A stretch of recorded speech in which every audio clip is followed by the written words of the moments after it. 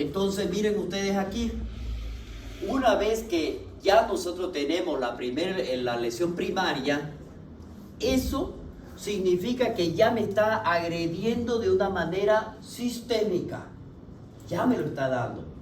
Y para eso, para que nosotros tengamos este daño sistémico, esta manifestación sistémica, si ya hay y nosotros no logramos solucionar este proceso de aquí, me va a llevar a una lesión secundaria.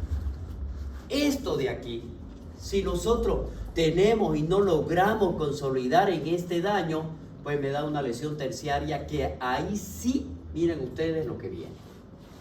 ¿Qué es lo que debo hacer para evitar que mi paciente llegue a una lesión terciaria?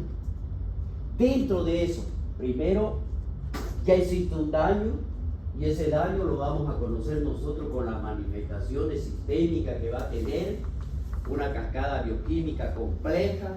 Vamos a ver que van a existir reacciones celulares a este nivel, que después lo vamos a ir viendo. Y dentro de esto me van a dar manifestaciones biomoleculares, y dentro de esas manifestaciones biomoleculares ya me está indicando de que yo estoy frente a una lesión terciaria. Por lo tanto, ¿dónde sería la oportunidad que nosotros debemos tener para poder evitar que se llegue a esa manifestación biomolecular? En este de aquí, que sería antes de que atraviese, antes de que nosotros tengamos la manifestación clínica de una lesión secundaria. Ahí sería la oportunidad para que nosotros podamos intervenir. Veamos entonces.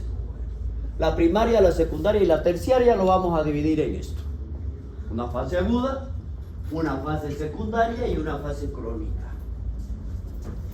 Veamos nosotros qué es lo que pasa. Ya dijimos nosotros, en la fase aguda tenemos el daño mecánico, ¿no es verdad? Y el daño mecánico, dentro de todo este proceso, vamos a tener, miren ustedes, esto lo quiero decir. En el daño mecánico, que es el primero que me va a dar, yo voy a tener minutos. ¿Qué es lo que me va a suceder?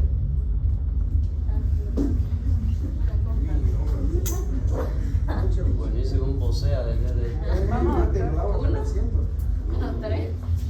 abajo, Solo la venida.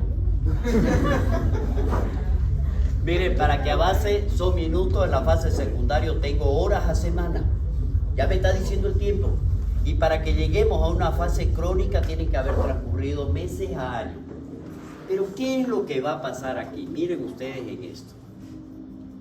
En esta, entre la fase secundaria y la fase crónica, son lo más factible, lo más es el objetivo donde nosotros nos estamos poniendo. ¿Para qué?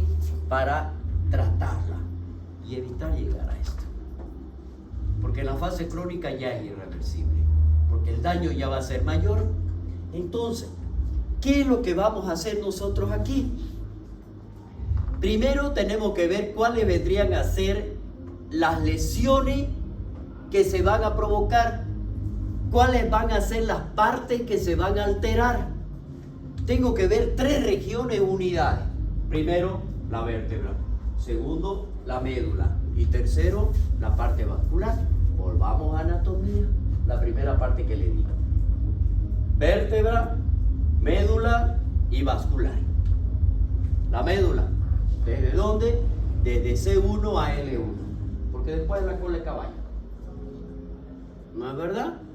Segmentos medulares desplazados, importancia clínica, el nivel lesional, dónde está, el flujo sanguíneo medular, que es la autorregulación, que ya dijimos nosotros, la presión arterial media. ¿Qué es lo que tengo que ver yo? Este flujo sanguíneo medular lo debemos mantener de acuerdo a la presión arterial media, a la presión arterial media, que me va a dar el resultado que van a ser autorregulados por los dos flujos gaseosos, el CO2 y el oxígeno. Entonces, eso me dice: señor, usted tiene que mantener su flujo sanguíneo para que mantenga esa presión arterial media entre 60 y 120, la presión arterial. A eso me está diciendo. para que nosotros podamos llegar y no haya mayor daño, manteniendo el flujo.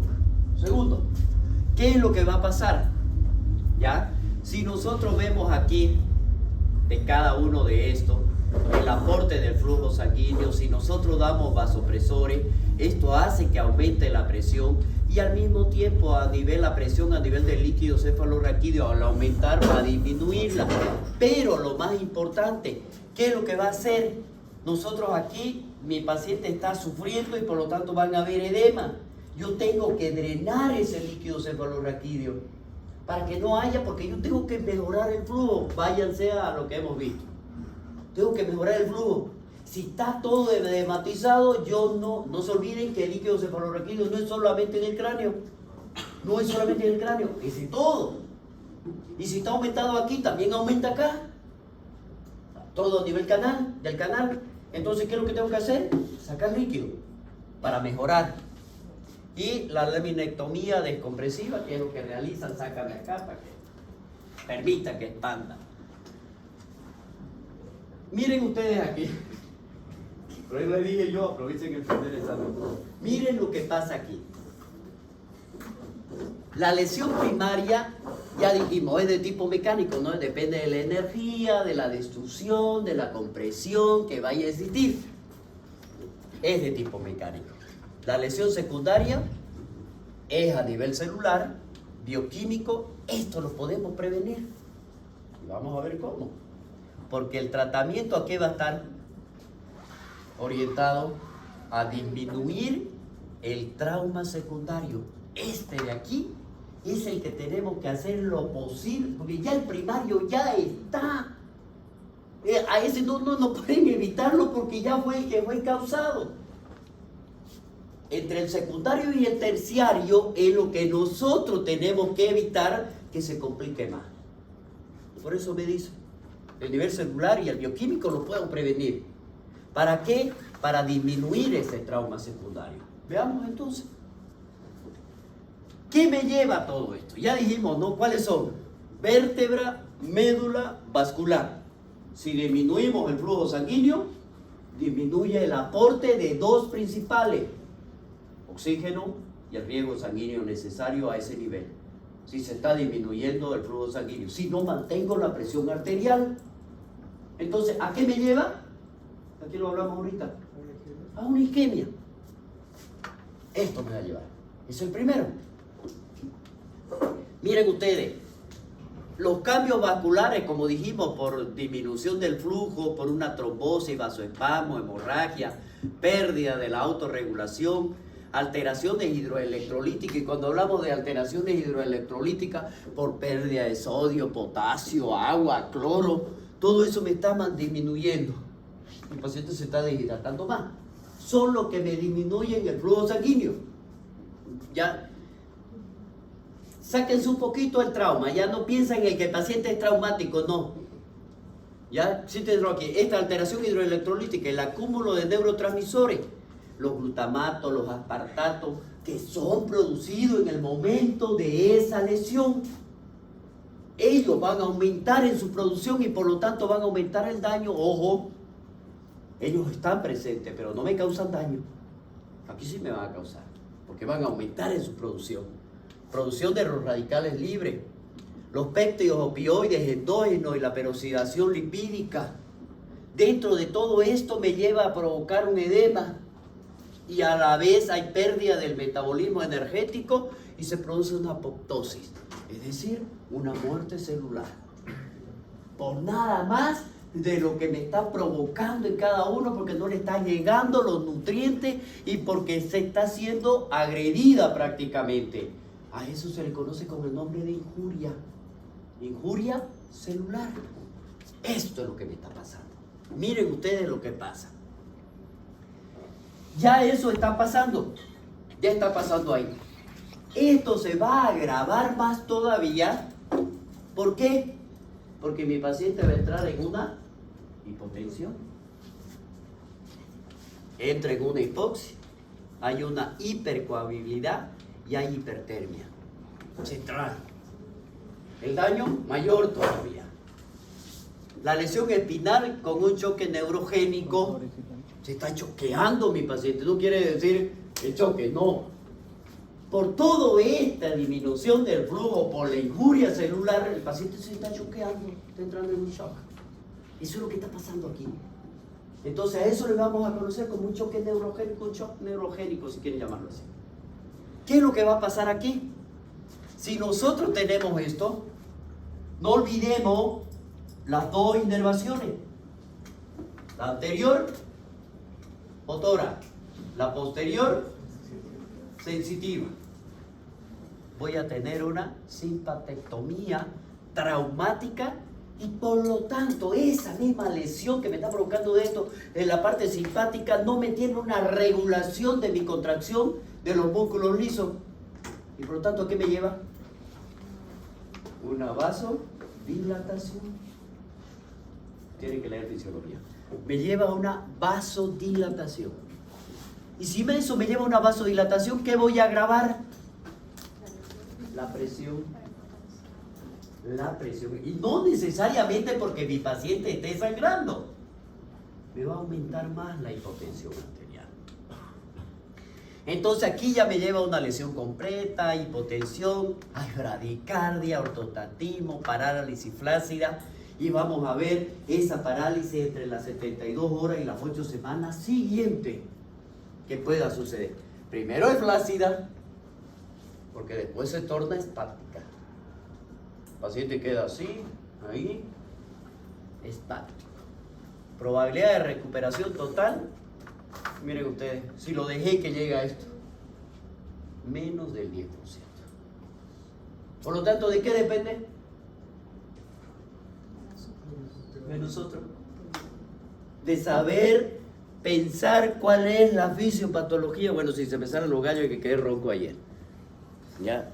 De pensar cuál es la fisiopatología que llevó posterior al trauma.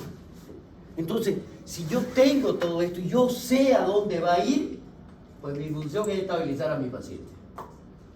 Ahí vienen los vasopresores, ahí viene la administración de hidroelectrolítico, lo que vimos nosotros, qué es lo que tengo que hacer para recuperar a mi paciente.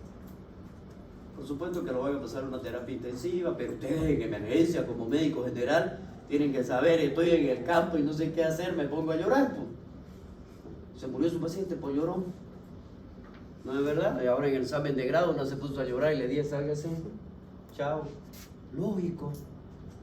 ¿Por qué se va a poner a llorar si está dando un examen de grado? Es que estoy nervioso. Nada, no hay nervios. ¿Por qué los nervios? ¿Ah? ¿Por qué los nervios? Imagínense que esté llorando en frente de un paciente. Se muere por el paciente. ¿No es verdad? Entonces, no, eso es. Como ustedes no dan examen de grado, se libran. Ustedes y la Gabriel. ¿Ya? Pero, ¿qué es lo que pasa? Ellos intentan, digo, por lo que van a presentarse, impresionar al jurado porque se ponen a llorar. O porque dicen, ¿sabe qué, doctor? Que estoy muy nervioso. O sea, nada que ver, digamos. No me va a comprar a mí con los llantos, quedó con lagrimitas de cocodrilo. ¿Por qué? Porque está llorando por el ratito. ¿Llora el cocodrilo? No. No llora. Llora, dice que se lo va a comer a la presa. Pero... ¿Ya? Bueno, ya vamos a esto.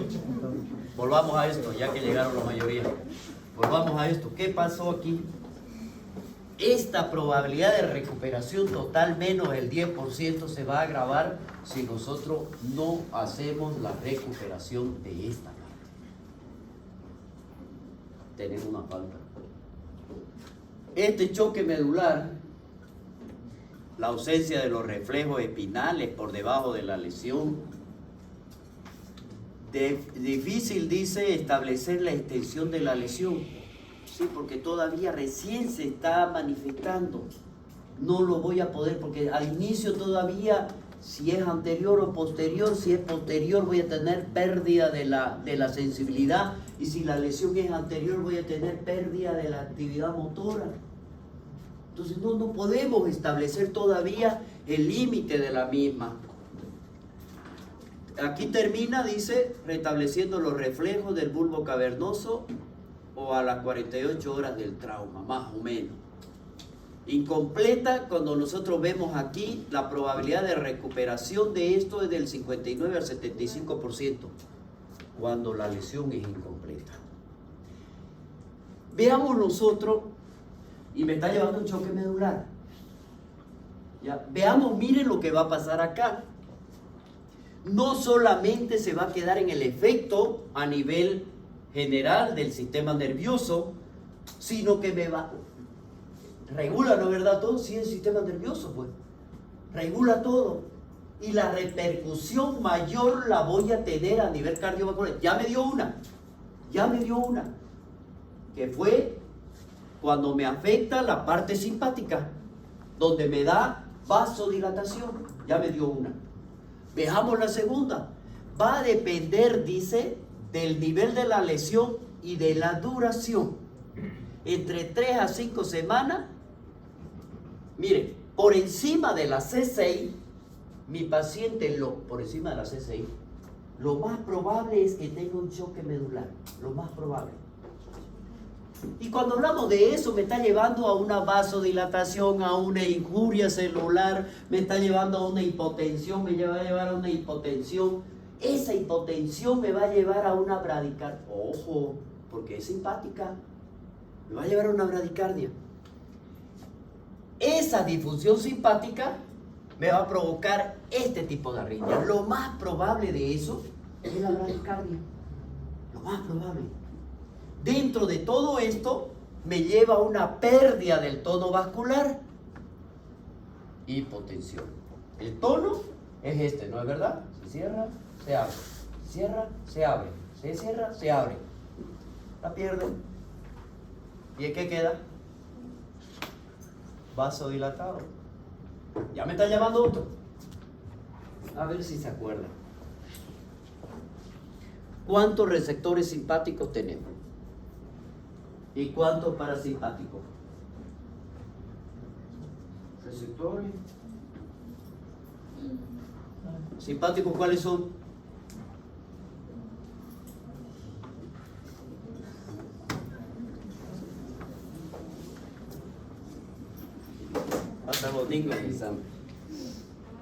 Simpáticos son alfa y beta y algunos gamma.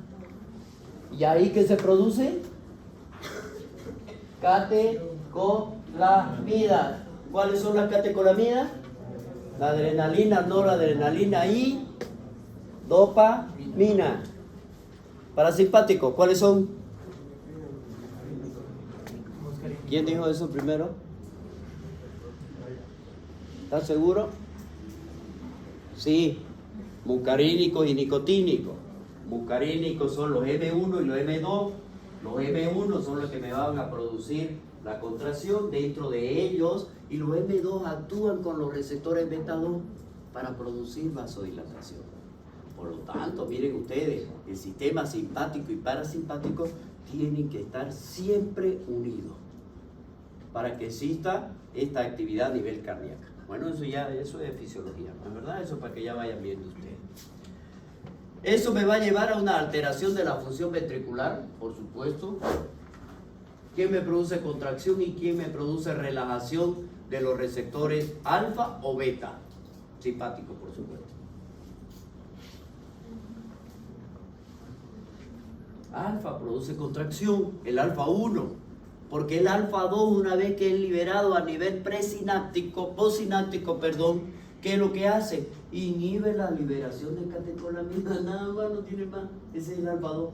Porque el M1, cuando se estimula, ¿qué me hace a nivel cardíaco? Aumenta inatropismo. Ya, aumenta la fuerza de contracción, Cronotropismo. aumenta la velocidad de conducción. La otra. ¿Y esto qué es? Vasoconstricción. No, automatismo. Son las tres funciones. ¿Listo? Bueno, no se olviden. Bueno, eso es lo que va a llevar. Va a alterar la función ventricular. Hay una hipovolemia relativa, por supuesto que va a haber hipovolemia. ¿Ya? Adrenoreceptores periféricos hipersensibles. Si estamos la lesión, miren ustedes, a nivel de T7, va a haber un bloqueo adrenal provocado por el estrés. El estrés es el daño. El estrés es la situación por la que está viviendo y por lo que me está provocando esa injuria, ese daño medular. A eso me está refiriendo con esto. Las lesiones cervicales o torácicas altas, lo que van a estar comprometidos son los reflejos. Pero aquí existen algo, que son los reflejos compensadores. Estos reflejos compensadores, como están alterados, son totalmente ineficaces. Porque aquí vamos a ver que la presión de llenado, cero. Los regulables, lo que deberían ir a ayudar para que exista esa contracción, porque no se olviden que no tiene válvula. Entonces, estos son los que actúan ante eso, que son los reflejos compensadores, están alterados. Hay una disminución del retorno venoso, por supuesto, si no hay válvula, y esto de acá también está alterado. Respuesta hiperadrenérgica, lesión miocárdica, edema pulmonar neurogénico, me lleva a una fase aguda del trauma raquimedular entre el 4 al 9% y me lleva a esto. Un paro cardíaco por toda esta alteración que me está provocando. Si nosotros vemos dentro de cada uno de esto y hablamos de los traumas venosos, trauma encefálico que me está provocando, me va a alterar la presión, me altera las alteraciones cardiovasculares, me lleva a la alteración nerviosa simpática y parasimpática, el cuadro es aparatoso. Por lo tanto, tengo que actuar de una manera clara, directa y rápida. Tener la mente clara, qué es lo que tenemos que hacer para recuperar esto. Miren ustedes, no se queda ahí el efecto respiratorio. Si la lesión es a nivel de C3 a C5, lo primero que se altera es la función diafragmática. ¿Qué es el diafragma? Accesorio de la respiración, es un músculo accesorio principal de la respiración. Si es de C4 a C7 hay inervación de la pared torácica. Y si hay inervación de la pared torácica, ¿qué músculo tengo yo ahí accesorio? Intercostal. No. ¿Ah? Accesorio. ¿Cuáles? No, le estoy diciendo no a serio. Intercostal. Intercostales. Esos son los intercostales. Compromiso de volumen y la mecánica ventilatoria. Lo que inspiro y lo que expiro. Complicaciones pulmonares en estos pacientes es el 75%. Manejo inadecuado de las secreciones. Si no sabemos cómo lo tenemos que hacer, tenemos que aspirar, tenemos que hacer movimientos respiratorios, nebulizaciones, etcétera, etcétera, se acumulan y me van a llevar a complicaciones mayores. Atelectasia, se cierra, eso es atelectasia, se cerraron los alveolos, un 37%. Un edema agudo pulmonar, sí, pues se van a llenar muchas veces de secreciones y no van a poder realizar más y aumenta la presión intracapilar y me lleva a un edema agudo de pulmón. Broncoaspiración, lo más probable si es que no sabemos tenerlo en una posición adecuada. La morbilidad pulmonar, miren ustedes, si la lesión es entre C1 a C4 en 84%, si la lesión está entre C5 a C8, ojo, ponen C8 porque pueden haber, así como dijimos en lumbar, 6. Ellos le ponen C8 al 60%. De T1 a T12 un 65%. Otros sistemas que son comprometidos y por eso es que en los traumas raquimedular hay que tener mucho cuidado con ellos, hay que saber identificarlo claramente a nivel gastrointestinal. Me va a provocar un hilio. ¿Qué significa hilio? Parálisis. ¿De quién? De los movimientos peristálticos del intestino. No se moviliza casi, no se moviliza nada y el paciente se va distendea. Ese es un hilio paralítico, ¿no es verdad? Gastritis, úlcera, hemorragias, pancreatitis, colecistitis, que son alcalculosas, por supuesto, procesos inflamatorios. De la coagulación, tanto a nivel de la vena como vamos a ver de los traumas principales, el tratamiento de esto que se deben dar principalmente dentro de ello y tratar de aumentar el tiempo de tromboplastina que debemos tener nosotros y para eso tenemos que pedir el examen, tanto el INR como el tiempo de tromboplastina y el tiempo de protombina para sacar el INR y saber nosotros ¿Qué es lo que tenemos que realizar en ese transcurso para evitar esta hipercoagulabilidad? No se olviden que es una de las complicaciones, ¿no? Eso es lo que tenemos que hacer nosotros. Gélito urinario a disfunción vesical por el daño. Puede haber infecciones, temperatura, no vasoconstricción en este caso si existiera, porque la temperatura más que todo aquí se da de origen central. ¿Ya? Las infecciones, neumonía, urosepsis, que es lo más frecuente dentro de esto.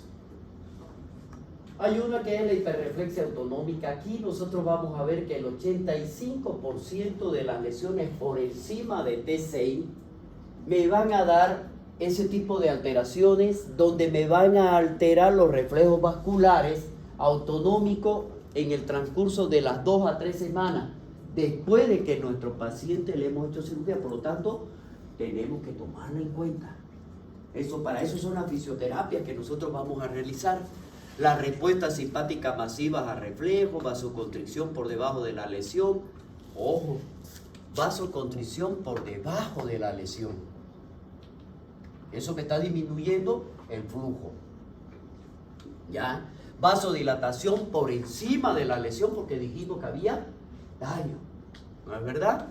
Bradicardia, hipertensión, espasticidad, hiperreflexia, rubor y cefalea. El manejo aquí, pues si han cesado los estímulos o antihipertensivos que debemos dar, tenemos que tener mucho cuidado y manejarlo mediante monitoreo. Con la presión intracraneana, sabiendo cuánto está para que yo pueda dar antihipertensivo, porque no olvide, de acá para arriba tengo vasodilatación y de acá para acá tengo vasoconstricción, por lo tanto me puede dar hipertensión. Yo saber cómo lo tenemos que manejar. Para eso están los médicos terapistas. ¿Qué es lo que tienen que realizar? Ante todo esto me van a dar manifestaciones clínicas. Me van a dar manifestaciones entre signos y síntomas que lo vamos a conocer nosotros como síndrome medular. Tanto en una lesión completa como en una lesión incompleta. Si fuera incompleta, ya váyanse viendo ustedes, anterior y posterior, ¿listo? Si fuera el cordón anterior o el cordón posterior, el centro de la médula, si fuera un broncequar, es decir, la lesión casi lateralizada, una lesión de caballo que es abajo, en la cola de caballo, o una lesión radicular, que es en la parte más inferior, o una lesión del cono medular. De cada uno de ellos, nosotros vamos a tener manifestaciones clínicas. Ya le dijimos que va a depender de acuerdo a la lesión. Para esto existe una biomecánica para nosotros poder identificarlo. Primero, saber cuál ha sido la fuerza del impacto. ¿Fue un trauma externo? ¿Fue por fuerza de distracción? ¿Fue por flexión? ¿Fue por extensión? ¿Por compresión? ¿Por rotación? ¿O se combinaron toditas? Compresión cuando cae, por flexión o por hiperextensión, eso va a depender. Fue un trauma penetrante. Cuando hablamos de trauma penetrante puede ser un cuchillo, puede ser un fierro, puede ser un proyectil. Las áreas más susceptibles a este tipo de lesión, C5 a C7 y de T1, de T12 a L1, hacia abajo. Miren ustedes, esto es por hiperflexión o hiperextensión. Aquí nosotros vemos, miren, si nosotros estamos viendo este de aquí y este de aquí, la lesión está aquí, se han roto la unión de ambos. Vamos a ver aquí, tanto de los músculos, tanto las apófisis espinosas, existe una separación de la misma. Y si nosotros logramos identificarla, ya por tanto por la hiperflexión hacia la lesión, ¿a dónde sería? Posterior, por la hiperflexión. Y si fuera por hiperextensión, la anterior, que es lo que me está manifestando. ¿Dónde me la va a dar la lesión? Va a depender de la biomecánica con la que se vaya a producir. ¿Ya? Por compresión, cuando se cae sentado, parado, miren ustedes el aplastamiento, pero es a nivel más de cuerpo y no de la unión, es más de cuerpo. Ahora, por rotación. Estos son por golpes más rápidos. Aquí existe lateralización de estos mismos por la rotación y la ruptura no solamente de las espinosas, sino también a nivel del cuerpo, donde la lesión medular puede ser aún mayor todavía. Para por nosotros poder dar un diagnóstico a quien se demostró o que se ha sospechado el trauma, entonces nosotros tenemos que iniciar el diagnóstico lo más antes posible para iniciar un tratamiento lo más pronto. Y a esto es lo que nos va a llevar a nosotros. Primero, ¿qué dijimos que tenemos que conocer? La biomecánica. Es decir, el mecanismo por el cual fue producido este trauma. Tenemos que saber cuál es su estado neurológico mediante el interrogatorio que ya conocemos cómo hacerlo. Y un examen físico de nuestro paciente. Las lesiones espinales, lesiones de tejido blando, fracturas estables o inestables, la estabilidad. Aquí entonces vamos a ver si esta estabilidad vendría a ser la función mecánica y no a la presencia o no de déficit neurológico, sino cuál es la función mecánica que tiene ese. Es de flexión y extensión, ¿la mantiene? La mantiene. Ah, ya. Eso es lo que estamos evaluando. ¿Listo? Si nosotros aquí tenemos algunas claves espinales, ¿cuáles van a ser? Para ver si hay o no hay lesión espinal. Hipotensión, bradicardia, gestos sin respuesta espinal, respuesta paradojal, nivel anatómico, la respuesta nociceptiva, priapismo sin respuesta a la alteración nociceptiva, la paraparesia de miembro superior y miembro inferior y el nivel de sudoración.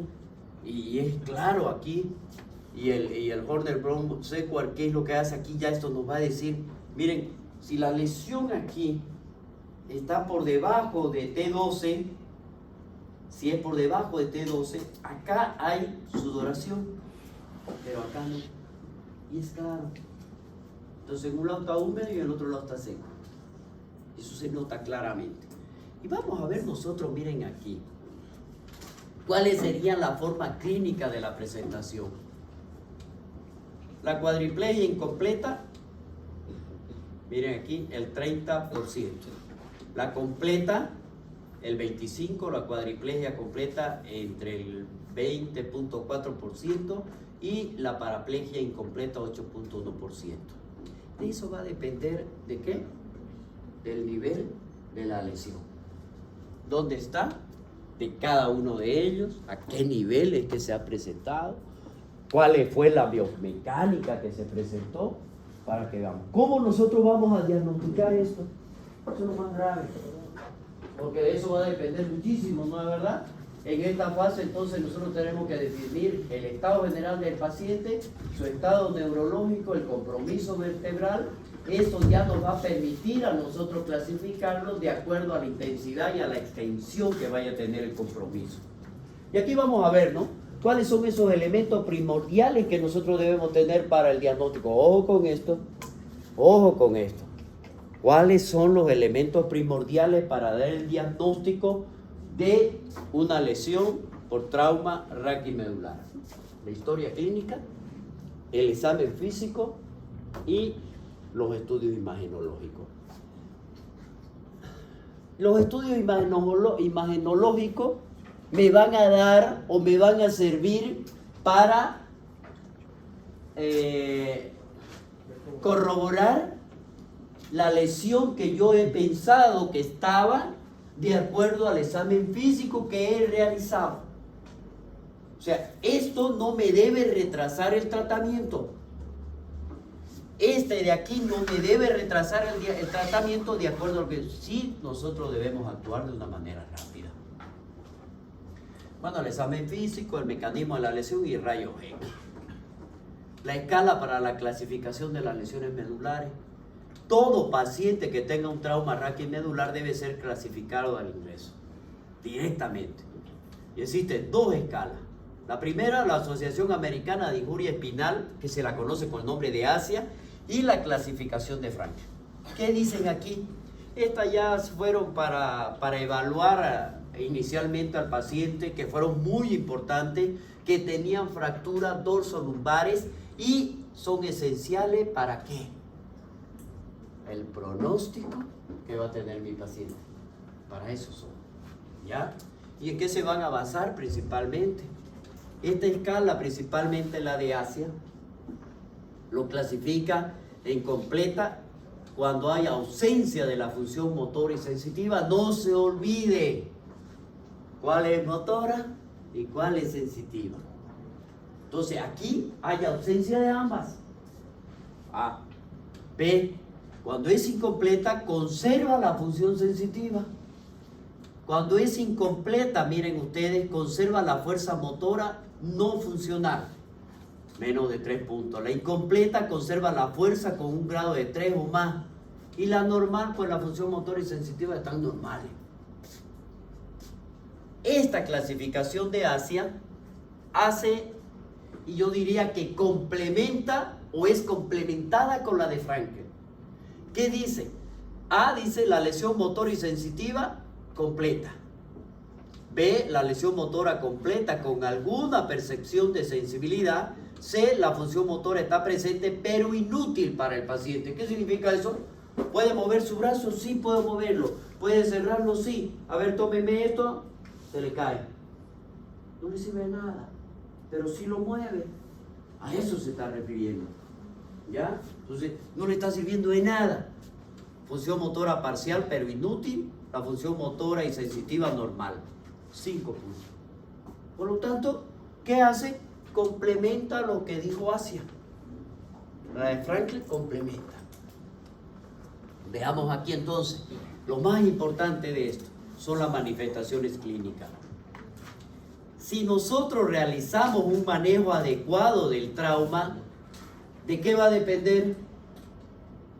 De la historia clínica que realicemos, del cuidadoso examen físico, tanto general y neurológico que vamos a realizar, y de un detallado estudio radiológico. Cuando hablamos de radiología no significa rayos X, simplemente. ¿Ya? O sea, radiología dice rayos X, como rayos X, puede ser tomografía o resonancia magnética. Se debe sospechar de un trauma en un paciente inconsciente que ha tenido un trauma cráneoencefálico, en traumatismo severo múltiple, en accidente automotor y caída de altura. Hasta que no se demuestre lo contrario en esto, hay trauma raquimedular donde no lo sé. ¿Ya? Y para eso tengo que tener un cuidado que lo vamos a ver después. En estas circunstancias entonces debemos asumir que el paciente tiene una columna inestable y debe ser movilizado con especial cuidado.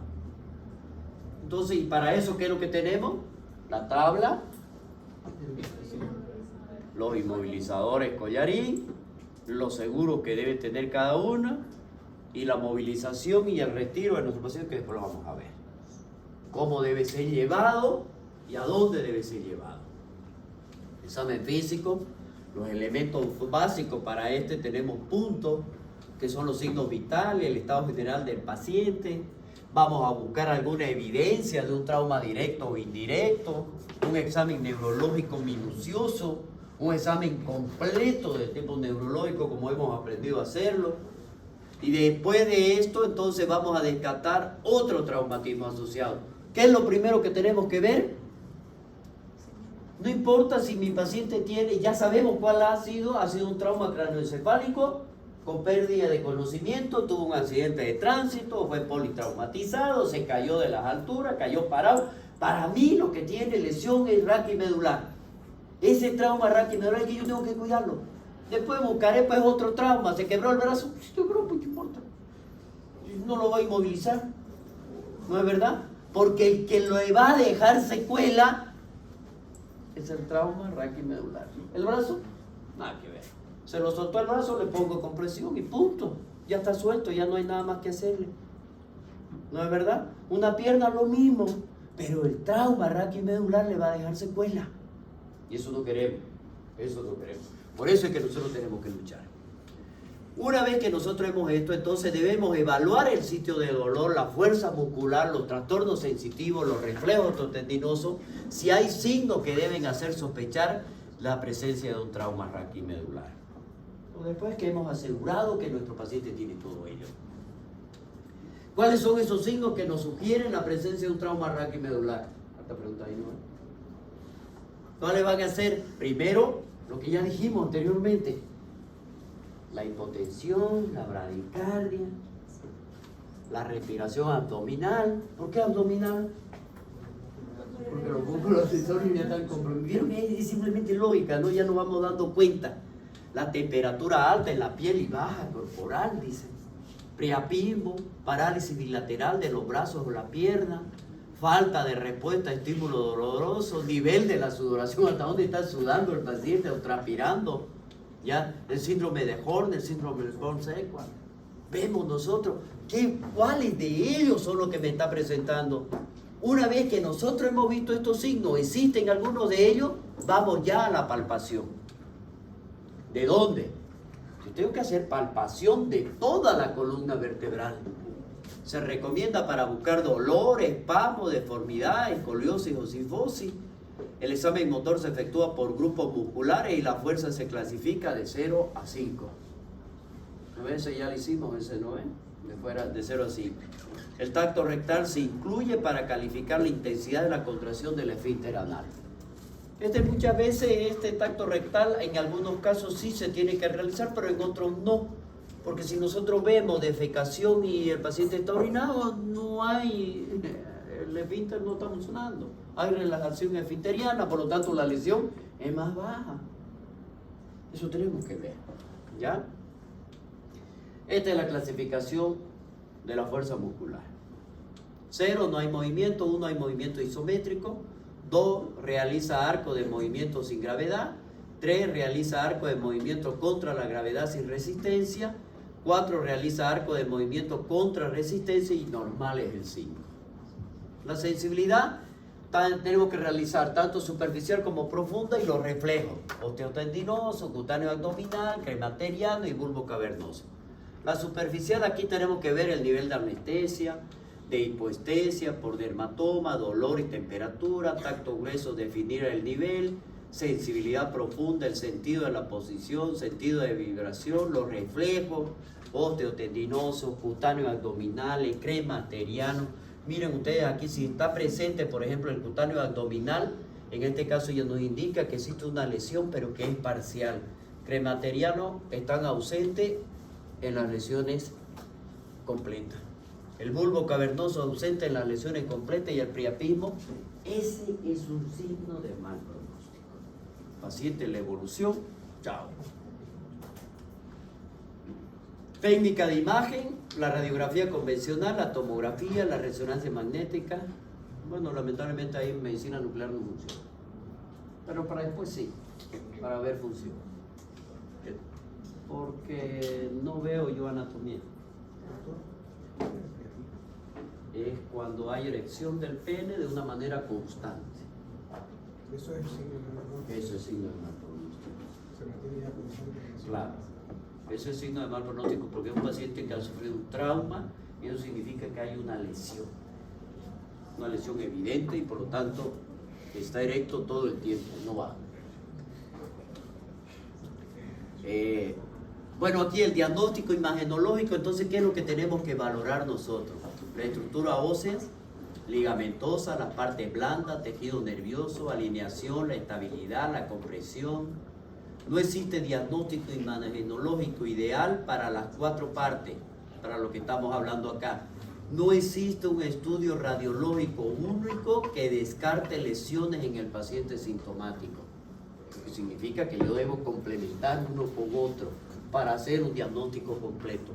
Los rayos X simples valoran muy bien la estructura ósea. La tomografía es adecuada para el sector óseo y parte blanda, pero no para los ligamentos. La resonancia es ideal para la médula y los ligamentos. Por lo tanto, cada una de ellas se va a complementar. Para interpretar la estabilidad de la columna es imprescindible la colaboración de un traumatólogo. y un neurólogo, neurocirujano, que son los que van a ver las partes. Rayos X, la recomendación de 3 rayos X, esto no se olvide, siempre. 3 rayos X simples se deben realizar en todo paciente politraumatizado. Todo, no importa qué. Rayo X cervical, un perfil cervical, uno de tora de frente y una panorámica de pelvis. Esto lo tienen que saber porque en internado se lo van a preguntar volando. Le van a decir, si no sabe, vaya a aprenderlo. Primer screen, primer escaneo que se le hace al paciente, menos del 10% de las lesiones óseas pasan desapercibidas en el primer examen que realizamos.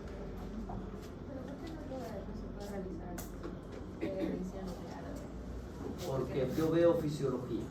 Pero igual no se puede ver, digamos, alguna, o sea, si alguna por algún trauma Posterior a ello sí me piden, por ejemplo, el caso de cuáles fueron las consecuencias de una lesión raquimedular.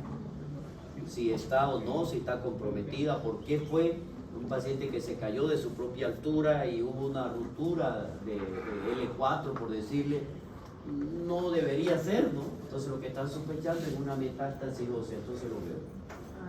¿Ya? Lo complementamos.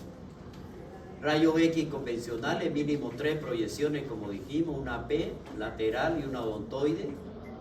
Proyecciones del nadador o oblicua en supino si no se despejó la unión cérvico-motor. ¿Sí?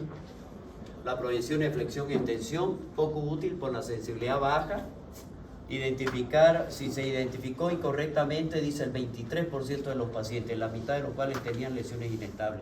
Por eso dice que en el primer screening es alto el porcentaje que no se da un diagnóstico y que no se identifica una lesión. Los traumas cervical, todos los pacientes con trauma cervical deben llevar un soporte externo, que es el collarín de Filadelfia, hasta que se define el diagnóstico y con el fin de tratar el dolor asociado. Las radiografías simples dan una información útil para diagnosticar el mecanismo biomecánico del trauma y localizar el sitio de la lesión, es decir, la intensidad, así como la estructura que se lesionaron. El trauma dorso-lumbar, la tomografía, en este caso la anteroposterior y lateral de la región dorsal lumbar, son el foco que debemos tomar, es T12 y L1, que es lo que vamos a ver principalmente. Y en el lumbosacro, estos son simples proyecciones anteroposterior y lateral y la columna lumbosacra con foco en L5S1. ¿Qué significa foco? Este foquito de aquí, a donde llega, viene a ser el centro. Aquí está L5 y aquí está S1. Entonces me va a tomar todo este panorama. A eso es lo que se refiere. No es que vaya a ser localizar L5, S1, no es que me sirve, no me sirve nada, sino que es el panorama que me está tomando. Estos son, por ejemplo, el ABC de la columna, la alineación, que es lo que vamos a ver nosotros, si está o no está alineada. Miren cómo debe estar, eso es normal, que de cada uno de ellos. Tenemos que ver el tejido blando, cómo está, si no hay abultamiento. Y por último, los espacios y los cartílagos que deben existir. Deben ser simétricos en cada uno. Eso lo llevaron pues en rayos X, ¿no? Ya llevaron imagenología, ¿no ves? Bueno, es lo mismo, miren, de cada uno. Aquí hay una lesión, por ejemplo, que es esta de aquí. La tomografía, con esto terminamos. La modalidad preferida en los traumas contusos. Miren ustedes las lesiones, la separación que existe en cada uno de ellos. Indicada cuando no hay buena visualización en rayos X, indicada si el dolor es focal o déficit neurológico con rayos X negativa, si hay edema de tejido blando, rayos X normales, ¿no? Miren estos espacios aquí, con un traumatismo cráneoencefálico y que ya tiene alteración de la conciencia. Dijimos que debemos siempre sospechar que existe una lesión raquimedular. Aquí vamos a ver que en este corte, por ejemplo, C1, C2, C7, T1, en el momento de realizar la tomografía craneal. En el momento en que se realiza la tomografía craneal, ya el radiólogo, el técnico radiólogo, sabe que tiene que abarcar hasta T1, sabe, y eso lo hace directo, porque el foco lo está tomando acá. Sabemos que tiene que evaluar no cráneo, pero al mismo tiempo sabemos que tiene que evaluar cervical. ¿Por qué? ¿Cervical? Porque es el segmento más grave, es el que nos va a dejar con secuelas definitivas, ¿no? Bueno, esto ya es lo mismo, ya. La reconstrucción de la imagen, nos van a dar falsa tranquilidad, se debe hacer siempre un topograma, se debe asociar la axial con la topograma para ver las lesiones. Siempre a esto debemos asociar, si no tenemos bien clara la imagen acá y tenemos lesiones, siempre asociarlo a una resonancia magnética, que es la que nos va a permitir ver y valorar lo que son los ligamentos en cada uno de ellos. Con eso mejoramos el pronóstico o sabemos cuál es el pronóstico, porque nosotros vamos a proceder a restaurar el lugar que esté afectado y saber qué tipo de tratamiento o cirugía es el que van a realizar. Quedamos aquí, chicos. Porque de aquí para adelante ya son más manifestaciones y después viene el tratamiento, que es lo más grave. Ya, entonces.